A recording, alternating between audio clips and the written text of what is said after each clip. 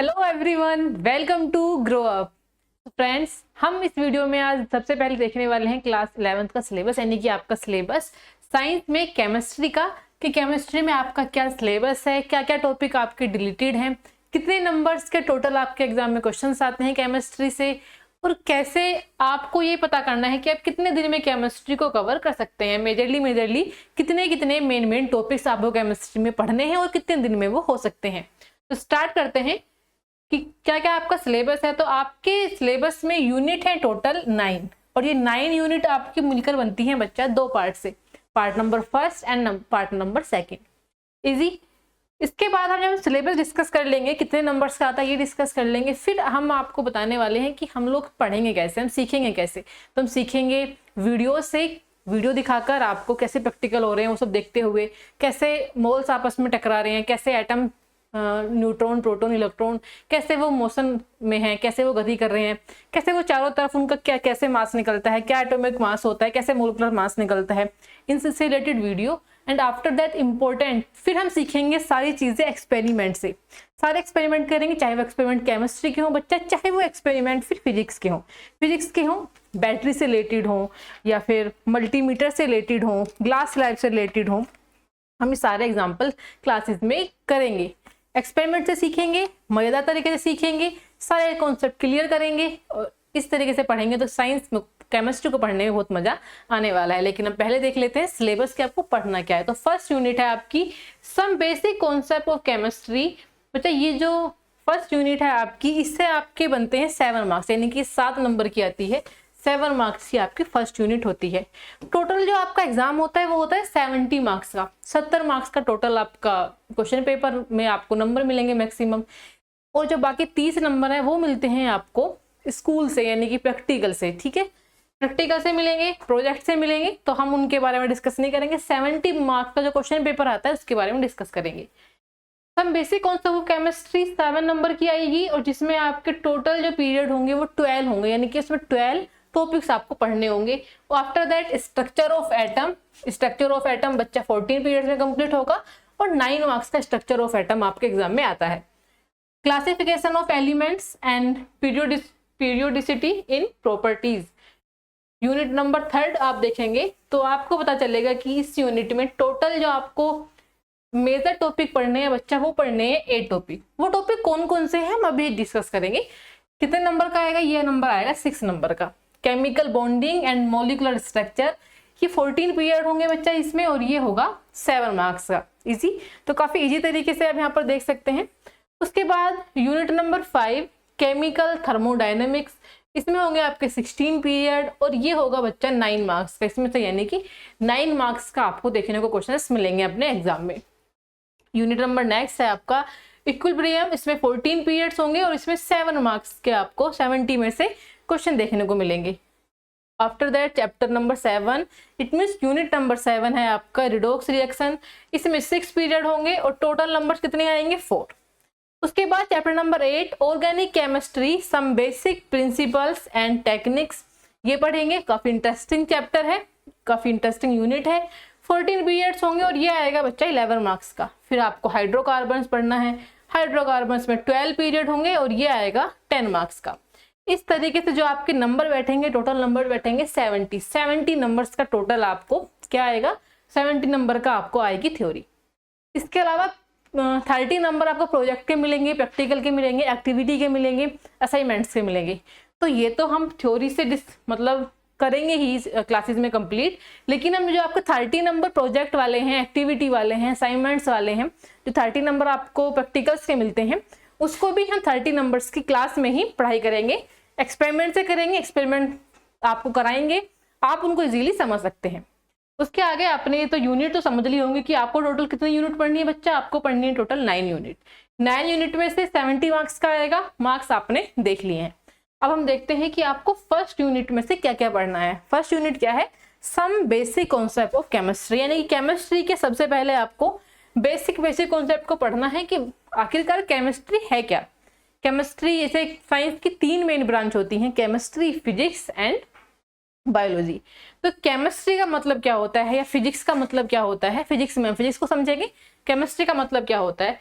तो इस चैप्टर में केवल केमिस्ट्री के बेसिक कॉन्सेप्ट्स हैं। जैसे यदि मैं आपसे पूछूं कि ये पेन आपको कैसे दिखाई दे रहा है, आपको ये इसमें केमिस्ट्री नजर आ रही है या इसमें से फिजिक्स नजर आ रही है, तो कोई भी मैटर हो, कोई भी थिंग अपने चारों तरफ आप देखते हैं, उन सब में बच्चा दो चीज रहती हैं, या तो रहती है उसमें फिजिक्स या फिर रहती है उसमें केमिस्ट्री। ठीक है, अब फिजिक्स का अंतर और केमिस्ट्री का डिफरेंस आप कैसे डिफरेंशिएट करेंगे वो सीखते हैं बहुत इजी लैंग्वेज में। जो भी हम अपनी नॉर्मल आईज से, नॉर्मल आंखों से देख सकते हैं उसको बोलते हैं फिजिक्स। जैसे हमें ये पेन दिखाई दिया, ये ब्लैक कलर का है, इसके आगे एक निब लगी हुई है, इसके पीछे एक राउंड राउंड कुछ इरेज करने वाला है। तो इस तरीके से आपने देखा जो इसकी प्रॉपर्टी है ना बच्चा, ये है इसकी फिजिकल प्रॉपर्टीज, यानी कि फिजिक्स वाली प्रॉपर्टीज हैं। आपने इसको लिखा तो लिखते समय ये आगे वाली निब राउंड राउंड हो रही है, उससे इंक बाहर निकल रही है, ये फिजिकल प्रॉपर्टीज है। अब केमिस्ट्री क्या है, ये केमिकल इसके अंदर क्या होगा, केमिस्ट्री हम इसमें से कैसे डिफाइन करेंगे इसी पेन से, जो हमें नहीं दिखाई दे रहा लेकिन वास्तव में वो रिएक्शंस कर रहे हैं, जिसकी वजह से वो आपस में मिलकर हम इस इंक से, इस पेन से लिख पा रहे हैं, उसको बोलते हैं केमिस्ट्री। बहुत इजी लैंग्वेज में जो हम अपनी आंखों से देख लें नॉर्मल चीजों को, वो भाई फिजिक्स, और जिसको नहीं देख पाए वो होती है केमिस्ट्री। केमिस्ट्री कैसे हो रही होती है उसके बारे में हमें बस पता लगाना होता है, तो आप ये समझ गए होंगे।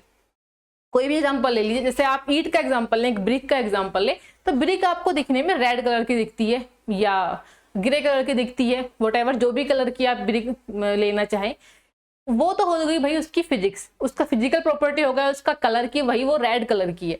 लेकिन यदि हम उसकी केमिकल प्रॉपर्टीज की बात करेंगे, केमिस्ट्रिक प्रॉपर्टीज की बात करेंगे, तो भी वो कैसे बनी है, वो सीमेंट से बनी है, उसके अंदर केवल रेड कलर नहीं है, उसके अंदर वो सीमेंट है, उसके अंदर और भी चीजें, बहुत सारे मोल्स से वो मिलकर बनी है, तो उसको बोलते हैं केमिस्ट्री।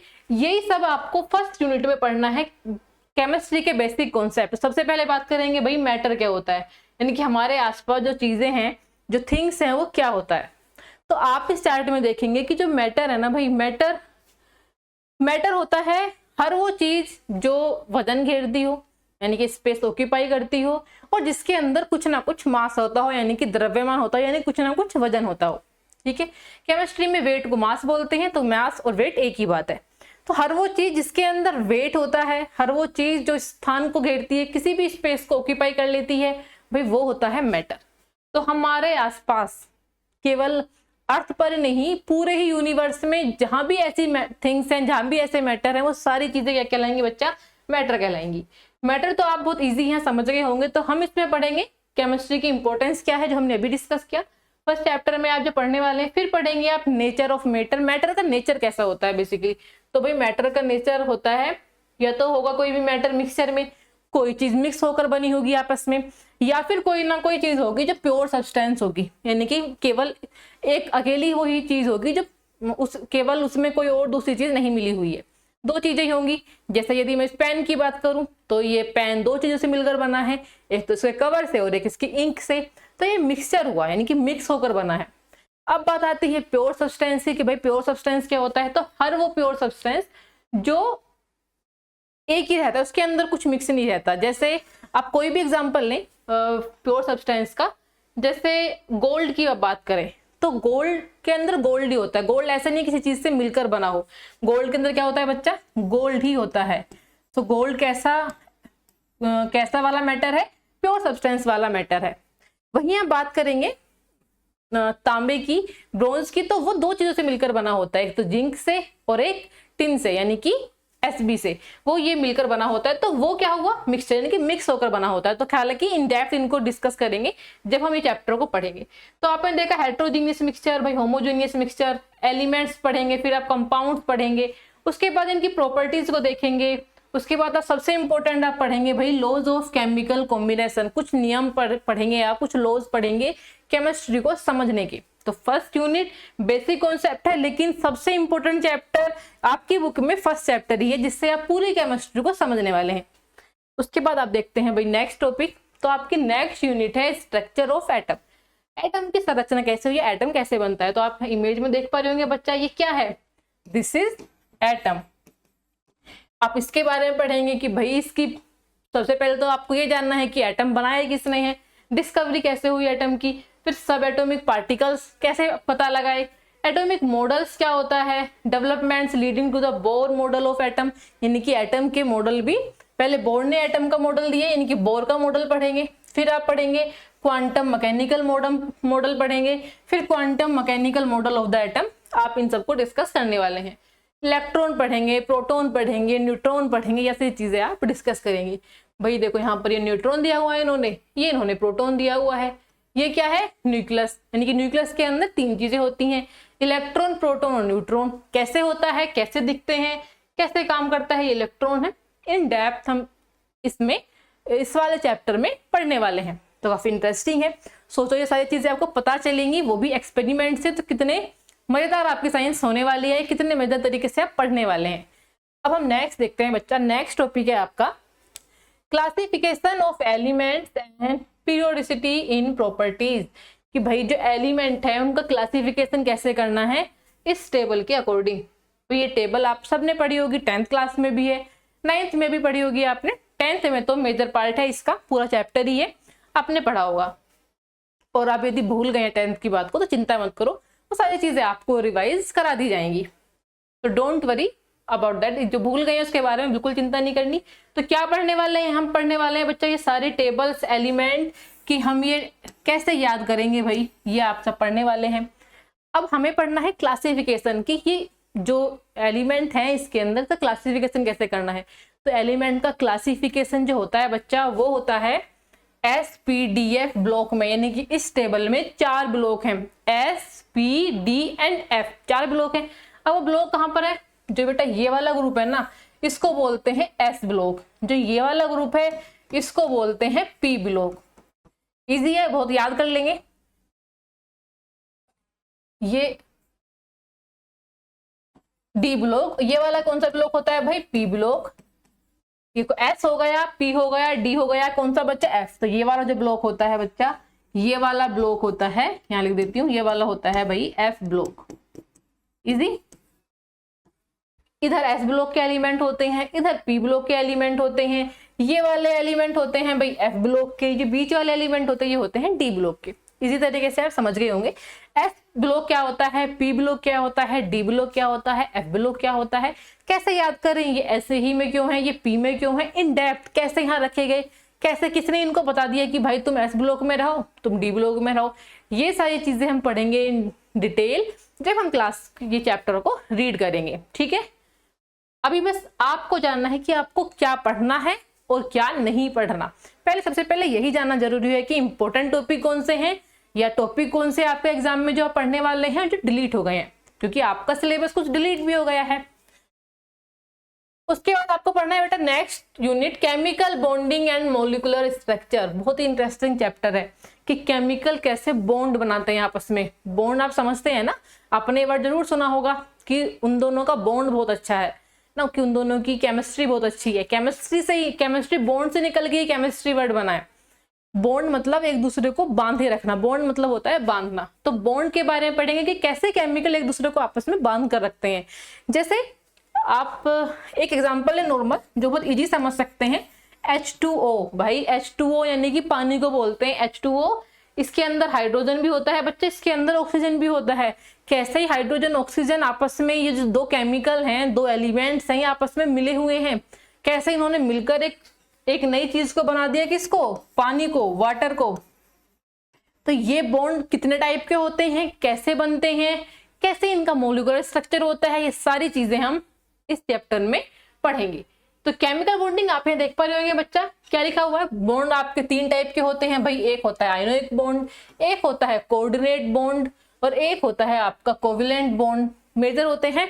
बाकी और भी कौन से पार्ट है भाई इनके, मेटेलिक बॉन्ड हो गया, हाइड्रोजन बॉन्ड हो गया, बॉन्ड पैरामीटर्स आपको पढ़ने हैं, पोलरिटी ऑफ बॉन्ड्स आपको पढ़ने हैं, फिर बॉन्ड का ऑर्डर पढ़ेंगे, बॉन्ड एंथैल्पी, बॉन्ड एंगल, ये सारी चीजें इन डिटेल, स्ट्रक्चर आप देख रहे हैं, ये सारी चीज हम पढ़ेंगे in detail, in depth, with experiment, with videos. तो बिल्कुल आपको इन सब चीज से घबराना नहीं है, बहुत मजेदार तरीके से मजे में आप सब इन चीजों को याद कर लेंगे। नेक्स्ट यूनिट है बच्चा आपकी थर्मोडायनामिक्स, उष्मागतिकी। हिंदी में जो बच्चे देखेंगे उष्मागतिकी। आपको मैं एक इन्फॉर्मेशन दे दूं कि ये बैच जो आपका लॉन्च होने वाला है ये इंग्लिश मीडियम के लिए है। हिंदी मीडियम वाले अगर कोई स्टूडेंट है तो वो हमारी टीम से कॉन्टैक्ट कर सकते हैं।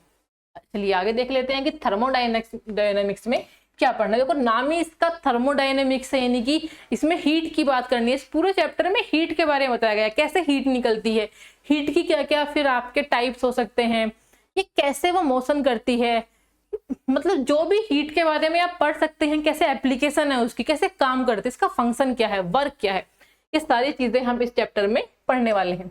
जैसे एक एग्जाम्पल मैं आपको दे दूं, फॉर एग्जाम्पल आप सर्दियों में क्या करते हैं, अपने हाथों को ऐसे ऐसे ऐसे ऐसे करते हैं, रब करते हैं, तो ऐसे ऐसे रब करते ही क्या निकलनी शुरू हो जाती है हाथों में से, हीट। तो ये भी एक किसका पार्ट है बच्चा, ये भी थर्मोडायनेमिक्स का ही एक पार्ट है।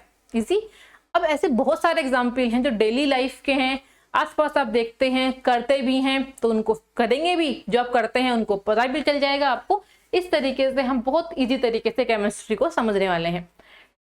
तो इसके अंदर आप पढ़ेंगे, ये मेन चीज तो हीट के बारे में आप पढ़ेंगे कि सेल्युलर वर्क कैसे करता है। उसके बाद आप पढ़ेंगे गिब्स फ्री एनर्जी, गिब्स की एनर्जी को पढ़ेंगे। गिब्स की एनर्जी में क्या होती है, delta G, delta H, T, delta S, इन सबको हम पढ़ने वाले हैं, यानी कि जब चैप्टर्स पढ़ेंगे तो इन डेप्थ इन सबको डिटेल डिस्कस करेंगे। Enthalpy of change, enthalpies for different type of reaction, ये सारी चीजें हम पढ़ेंगे। एंथैल्पी बहुत अच्छा कॉन्सेप्ट है, जब आप पढ़ेंगे तो आपको बहुत मजा आएगा। नेक्स्ट यूनिट है बच्चा आपकी इक्विलिब्रियम, ये आपने काफी सुना होगा, बहुत मजेदार है। जैसे ही आप इसको देखेंगे तो समझ जाएंगे कि भाई इसमें है क्या। ये एक आपने दिया बैलेंस किया हुआ है, आप इसकी जगह एक बैलेंस भी ले सकते हैं, यानी कि तराजू आप लोगों ने देखी होगी, वो भी इसी फॉर्मेट पर वर्क करती है बच्चा, तराजू भी इसी फॉर्मेट पर वर्क करती है।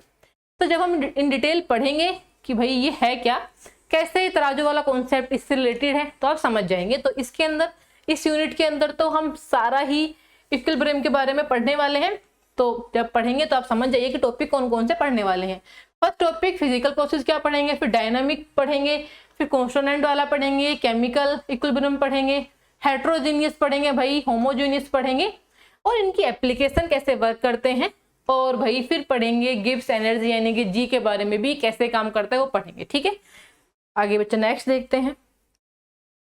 और क्या पढ़ेंगे, फैक्टर्स क्या क्या होते हैं, आयोनिक सॉल्यूशन, इसके अंदर एसिड बेस एंड सोल्ट वाला टॉपिक पढ़ेंगे, बफर सॉल्यूशन, ये सारी चीजें हम पढ़ने वाले हैं इस चैप्टर के अंदर। अब है आपका नेक्स्ट यूनिट रिडॉक्स रिएक्शन।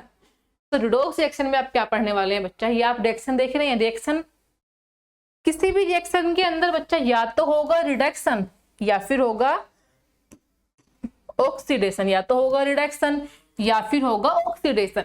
अब रिडक्शन क्या होता है, ऑक्सीडेशन क्या होता है, ये सब हम डिटेल में समझेंगे।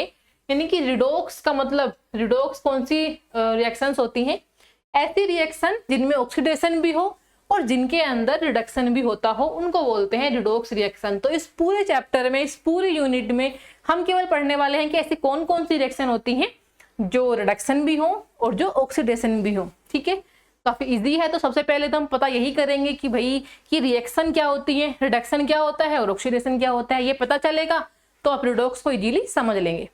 आगे देखते हैं, आगे आपका नेक्स्ट टॉपिक है, next unit organic chemistry, some basic principles and techniques. Organic chemistry, नाम इसका ऑर्गेनिक केमिस्ट्री, और ये पार्ट भी किसका है बच्चा, ऑर्गेनिक केमिस्ट्री का। दो मेजर पार्ट होते हैं, organic chemistry and inorganic chemistry. या एक पार्ट और होता है फिजिकल केमिस्ट्री का। फिजिकल केमिस्ट्री ऐसी केमिस्ट्री होती है जिसके अंदर न्यूमेरिकल्स होते हैं, फॉर्मूलेज होते हैं, उसको हम फिजिकल केमिस्ट्री की कैटेगरी में रख लेते हैं। हालांकि वो पार्ट भी किसका होता है, इनऑर्गेनिक केमिस्ट्री का। तो ऑर्गेनिक केमिस्ट्री स्टार्ट करते हैं। इसमें आप पढ़ेंगे जनरल इंट्रोडक्शन, कि ऑर्गेनिक केमिस्ट्री का जनरल इंट्रोडक्शन क्या है। जैसे आप यहाँ देखेंगे तो आपको पता चल जाएगा। मेन चीज क्या है कि ऑर्गेनिक केमिस्ट्री केवल दो इसमें हम केवल दो एलिमेंट्स के बारे में पढ़ते हैं। कौन कौन से, एक भाई कार्बन के बारे में और दूसरा पढ़ते हैं हाइड्रोजन के बारे में। अब जो भी इसके अंदर एलिमेंट पढ़ेंगे, जो भी रिएक्शंस पढ़ेंगे, जो भी कंपाउंड जानेंगे, वो सारे दो चीजों से मिलकर बने होंगे। एक तो कार्बन से, देखो आप यहाँ ये फॉर्मूला देख पा रहे होंगे, एक यहाँ पर C4 मतलब कार्बन और H4 होता है बच्चा हाइड्रोजन। तो हर फॉर्मूला CH3, CH2OH, जितने भी टाइप के इसमें से फॉर्मूलेज निकलेंगे, रिएक्शंस निकलेंगी, टाइप्स निकलेंगे, वो सारे पढ़ेंगे कार्बन प्लस हाइड्रोजन के। तो आपको वही पढ़ना है कि इनकी शेप कैसी होती है, कंपाउंड्स कैसे होते हैं, इनके सबकी शेप अलग अलग होती है। जो आपको लगभग सेम लग रहे होंगे, सेम नहीं है, अलग अलग है। इसमें आपको बॉन्ड समझेंगे। बॉन्ड हम ऑर्गेनिक केमिस्ट्री से पहले ही इनऑर्गेनिक में समझ चुके होंगे। पहली वाली यूनिट बॉन्ड से रिलेटेड ही है। बॉन्ड समझेंगे तो आप इजीली इसको समझ लेंगे। जैसे ये जो फिलहाल में स्ट्रक्चर है बच्चा, ये बेंजीन का स्ट्रक्चर है। आगे देखते हैं, आप कंपाउंड पढ़ेंगे, उसके बाद आइसोमरिज्म इसी का पार्ट है, इसी को बोलते हैं जो यहाँ पर बना हुआ है। ऑर्गेनिक रिएक्शन, इनका मैकेनिज्म कैसा होता है, ये सब इस चैप्टर में पढ़ने वाले हैं। उसके बाद इसमें कुछ रिएक्शंस भी होती हैं जो आपके एग्जाम में आती हैं, वो भी आपके लिए इंपॉर्टेंट है। हाइड्रोकार्बन्स भी आपका इनऑर्गेनिक केमिस्ट्री का ही, ऑर्गेनिक केमिस्ट्री का ही पार्ट है। और ये तो पूरा चैप्टर ही केवल 2 से मिलकर बना है, hydrogen and carbon. Organic chemistry भी इनसे मिलकर बनी हुई थी, लेकिन हाइड्रोकार्बन में हम किसी और एलिमेंट को ऐड भी नहीं करेंगे। ऑर्गेनिक और हाइड्रोकार्बन में ये अंतर है कि ऑर्गेनिक, आपको मैं एग्जांपल दे देती हूँ। ऑर्गेनिक केमिस्ट्री में आप पढ़ तो लेते हैं कार्बन और हाइड्रोजन से मिलकर बनी हुई चीजों को, लेकिन साथ में यदि कोई और चीज इसमें से एग्जिट हो रही है, जैसे मान लो ब्रोमीन कोई गैस निकल रही है, तो ब्रोमीन को भी आप इसमें ले लेंगे। मान लो इसमें से गैस निकल रही है ऑक्सीजन, तो ऑक्सीजन को भी आप ले लेंगे, इस तरीके से। लेकिन मेजर काम क्या होते हैं, कार्बन एंड हाइड्रोजन वाले। लेकिन हाइड्रोकार्बन में हम केवल स्टडी करते हैं कार्बन के बारे में और हाइड्रोजन के बारे में। इजी, तो बहुत इजी है। इसका क्लासिफिकेशन क्या है, एल्केन क्या होते हैं, एल्कीन क्या होती है, एल्काइन क्या होते हैं, ये सब सिमिलर लग रहे हैं लेकिन अलग अलग हैं। डिफरेंट टॉपिक्स हैं, चैप्टर डिफरेंट है। एरोमेटिक क्या होता है तो, और टॉक्सिसिटी क्या होता है, आप इन चैप्टर्स में पढ़ लेंगे। बहुत इजी है, क्योंकि आपको मेजरली 2 ही पर फोकस करना होता है, एक तो कार्बन पर और एक हाइड्रोजन पर। सबसे इंटरेस्टिंग और इंपॉर्टेंट टॉपिक है हाइड्रोकार्बन, क्योंकि इसी से एग्जाम में रिएक्शंस आती हैं और इससे ही एक्सपेरिमेंट जो होते हैं इसी पर बेस्ड होते हैं। अब हम बच्चा देखने वाले हैं कि आपके टॉपिक कौन कौन से डिलीट हो चुके हैं। कुछ डिलीटेड टॉपिक्स भी हैं, तो अपनी बुक साथ में लेकर बैठिए। जो टॉपिक डिलीट है तुरंत क्रॉस करते हुए चलिए, जिससे कि आपका जो बर्डन है वो कम हो जाए कि भाई ये नहीं पढ़ना, इसको छोड़कर पढ़ेंगे, तो इजीली आप अपने कोर्स को कंप्लीट कर लेंगे। तो आपके कौन कौन से चैप्टर है बच्चा, यूनिट नंबर 5 को आपके चैप्टर से रिमूव कर दिया गया है। यूनिट का नाम क्या है, state of matter, gases and liquids. यानी कि आपको स्टेट ऑफ मैटर के बारे में नहीं पढ़ना कि मैटर की क्या अवस्था होती है, कौन सा लिक्विड है, कौन सा गैस है, ठीक है, ये आपको नहीं पढ़ना। यूनिट नंबर 9 क्या है आपकी, हाइड्रोजन वाला चैप्टर भी जो केवल हाइड्रोजन के बारे में बताता है, वो भी आपको नहीं पढ़ना। उसके बाद क्या नहीं पढ़ना, आपको एस ब्लॉक के एलिमेंट नहीं पढ़ने। अब ये भी हमने डिस्कस किया था कि एलिमेंट 4 टाइप के होते हैं, S block, P block, D block and F block. तो आपको उनमें से एस ब्लॉक को नहीं पढ़ना, इजी होगा, केवल 3 ही एलिमेंट पढ़ने हैं, एस पी डी एफ में से एस को नहीं पढ़ना। यूनिट नंबर 11 में क्या है बच्चा, सम पी ब्लॉक एलिमेंट। कुछ एलिमेंट उन्होंने पी ब्लॉक को भी छोड़ दिए हैं कि पी ब्लॉक के एलिमेंट, लेकिन सम, कुछ पढ़ने हैं और कुछ नहीं पढ़ने हैं। जो पढ़ने हैं वो हमने डिस्कस कर लिए हैं, जो नहीं पढ़ने हैं वो आपको चैप्टर पढ़ते समय समझ में आ जाएगा। Unit number last 14 environmental chemistry, यानी कि केमिस्ट्री जो हमारे एनवायरमेंट के आसपास हमें दिखाई देती है, उसके बारे में भी हमें नहीं पढ़ना, ठीक है।